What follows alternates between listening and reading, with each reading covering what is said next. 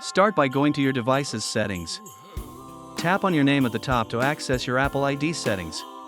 Next, select Set up Family Sharing. This option helps you manage your family's shared services. Follow the prompts to invite family members. You can add up to 5 people to your account. Once invited, family members will receive notifications to accept your invitation. After acceptance, return to Family Sharing settings. Here, set up shared iCloud storage options. Finally, confirm your shared storage plan. Now, everyone can benefit from more space. To manage storage, return to the Family Sharing settings and check the usage of each family member. If someone is using too much space, you can remind them to optimize their storage.